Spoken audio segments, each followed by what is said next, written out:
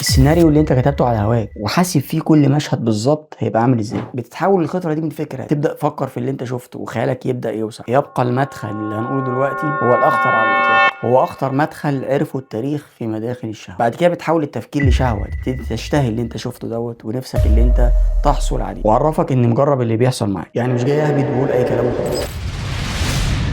احكي لك حكايه شاب زيه وزيك، كان كل يوم بيقول انا مش هكرر الغلطه دي تاني، والشهوه تسيطر عليه تاني. وفي يوم معين جاله اشعار على الموبايل بتاعه، ممكن يجي لاي حد فينا عادي، بس الاشعار ده قلب يومه ومزاجه وقلب ليلته وقلب نظرته لنفسه. اكتشف بعد كده ان مشكلته كانت في المدخل مش في الفعل. خليني احكي لك حكايه ويمكن تلاقي نفسك فيها. هو شاب عادي جدا بيرجع من الشغل مرهق، ياكل، يخش اوضته، يقعد على السرير، يمسك الموبايل يقلب فيه، سكرول كده من غير تفكير. الجو ليل وهادي بزياده، لحظه سكون وضعف نفسي وفراغ جواه غريب. المشهد ده يا صديقي العزيز هو المسرح اللي بيحصل عليه كل حاجه. الليله ديت ظهر له اشعار على التيك، فيديو recommended for you، او فيديو مرشح ليك. اول 3 ثواني كانت لقطه عاديه، ولكن بعد كده ظهرت لقطه مش طبيعيه وخطفت ذهنه وسخنت مخه وجسمه. لقطه حقيقي كفايه انها تفتح الباب هو نفسه قفله بايديه 100 مره قبل كده، ومع ذلك رجع فتحه تاني. اللحظه ديت هي بدايه كل شيء. المشكله اللي انا عايزك تفهمها انك عمرك ما بتقع مره واحده، وقعك دايما بيكون بشكل تدريجي وبيمشي كده: لمحه، فكره، خيال، اثاره، فعل، ندم. الحقيقه في جمله عظيمه جدا قراتها عن النقطه ديت هتفهمك حاجات كتير. كتاب اسمه الداء والدواء للامام ابن القيم ابن الجوزيه، وبالمناسبه انصحك جدا تقرا الكتاب ده لان فيه منافع لا يمكن حصرها.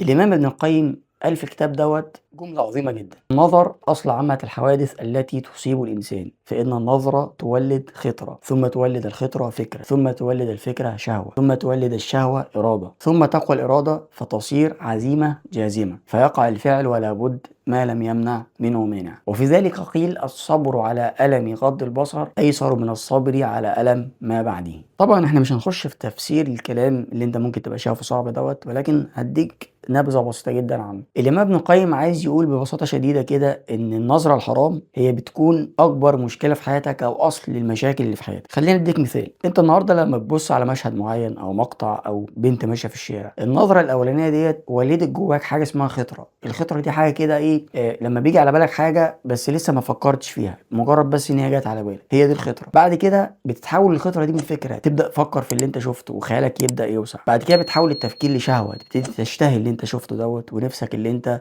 تحصل عليه. بعد كده بتتحول الشهوه ديت لاراده، تلاقي نفسك عايز تسعى للي انت شفته وعايز تتملكه او عايز تجربه او عايز تدوقه. طبعا دي كلها مراحل انت بتعدي بيها لو ما مسكتش نفسك او ما سيطرتش على نفسك من اول خطوه. فلو ما سيطرتش على نفسك من اول النظره هتلاقي نفسك عديت بالمرحله الثانيه بتاعه الخطره، هتلاقي نفسك عديت بالمرحله بتاعه الفكره، هتلاقي نفسك عديت بالمرحله بتاعه الشهوه، هتلاقي نفسك عديت بالمرحله بتاعه الاراده، وبعدين هتلاقي نفسك وصلت لاخطر مرحله او المرحله اللي بعد كده، وهي مرحله العزيمه. تلاقي نفسك عندك عزيمه قويه جدا على اللي انت تقدم على الفعل ولو ما سيطرتش على نفسك في المرحله ديت للاسف بتوصل لاخطر مرحله، وهي اخر مرحله، وهي مرحله الفعل نفسه. زي مثلا انك تكمل المقطع وتشوفه للاخر، او اللي انت للاسف تقع في الحرام. ثم بعد كده طبعا يليها مرحله الندم اللي احنا قلنا عليها. انا عايزك تعيد اللقطه دي مره كمان وتسمع الجمله تاني عشان تحفرها في دماغك. المهم ان الغلط الاكبر انك بتركز على الفعل، يعني انت بتنسى مراحل ما قبل الفعل وبتركز في الفعل نفسه. يعني بتنسى انت وصلت اصلا للعاده ازاي او وصلت للفعل ده ازاي، وبتنسى تفكر في الخطوات اللي انت بدات بيها الاول. بس الحقيقه ان المعركه كلها بتبدا قبل الفعل ب10 دقائق مثلا. فتعالى نرجع الزمن ورا شويه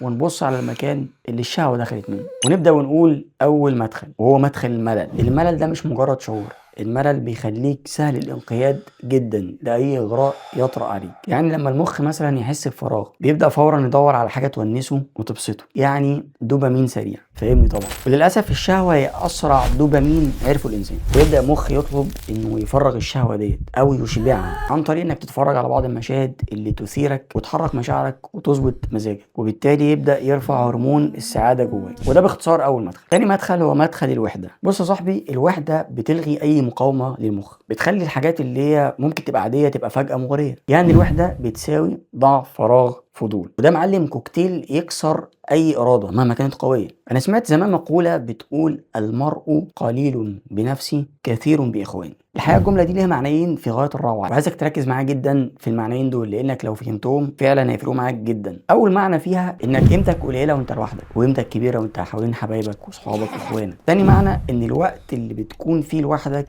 يكون قليل جدا على قد ما تقدر، غالبية الوقت تكون وسط الناس، شاغل وقتك وفكرك بحاجة مفيدة. تالت مدخل معانا هو مدخل الإرهاق والتعب. لما بتكون تعبان مفيش حاجه اسمها قوه اراده، في حاجه اسمها عقل بيدور على الراحه والمتعه وانه يفك نفسه ويروق عليها. واسهل حاجه عقلك يعملها في لحظه زي دي انه يحصل سعاده كبيره من غير مجهود. في يا معلم اسعد من انك تتفرج على مشاهد بتموتك بالبطيء وانت مش واخد بالك. كل اللي فاتت دي مداخل خطيره ومهمه للشهوه، ولكن يبقى المدخل اللي هنقوله دلوقتي هو الاخطر على الاطلاق. هو اخطر مدخل عرفه التاريخ في مداخل الشهوه، مدخل الاذكياء، مدخل المؤلفين والروائيين والمخرجين، ألا وهو مدخل الخيال. الخيال هو المخرج الحقيقي للأفلام اللي بتتفرج عليها جوه دماغك، مش الفيديو ولا الصورة اللي انت شفتها، وإن كانت الحاجات دي ليها دور برضه، لكن الخيال هو الفكرة اللي بدأت من عندك، السيناريو اللي انت كتبته على هواك وحاسب فيه كل مشهد بالظبط هيبقى عامل ازاي. الخيال هو أكبر دافع يوصلك للشره والاشتهاء والعجز عن الحصول على اللي انت بتتمناه. ومن الحاجات المهمة اللي تقدر تساعدك عند وصولك للمدخل ده إنك تفتكر إن النفس اللي لم تشغلها بالطاعة شغلتك بالمعصية. هحكي لك قصة حصلت معايا أنا شخصيا كتير جدا بخصوص قصة الخيال دي، وده طبعا قبل ما حياتي تتغير للي أنا عليه دلوقتي. أنا زمان كنت زي أي شاب عادي، كنت ببص على بنات كتير، وأكيد ظهرت قدامي مشاهد مش مناسبة برضه، عشان أكون صريح معاك يعني وأعرفك إني مجرب اللي بيحصل معايا، يعني مش جاي أهبد وأقول أي كلام وخلاص. عايز أقول لك بلا فخر إني كنت مخرج كبير وسيناريست عظيم. لو كنت عرضت أفكاري مثلا على مخرجين هوليود كانوا هيقولوا لي تعالى اشتغل معانا وعلمنا. الخيال ده بقى والأفكار دي والله وربنا شاهد على كلامي ما كانتش بتساعدني إطلاقا، بالعكس كانت بتقلبني جدا وبتحسسني بالعجز والضعف. من المواقف اللي حصلت معايا من سنين واللي مش ممكن انساها ابدا لما ربنا من عليا ورجعت نفسي وبدات اغير الطريق اللي انا كنت ماشي فيه. كنت في يوم بقرا قران في مواصلات، فجاه في بنت ركبت العربيه، طبعا مش محتاج اقول لك البنت دي كانت عامله ازاي. المهم اني ولله الحمد غضيت بصري ورجعت اكمل قراءه من المصحف عادي مكان ما وقفت. تخيل بقى معايا لقيت الايه اللي انا هبدا فيها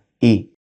وما عند الله خير وأبقى للذين آمنوا وعلى ربهم يتوكلون.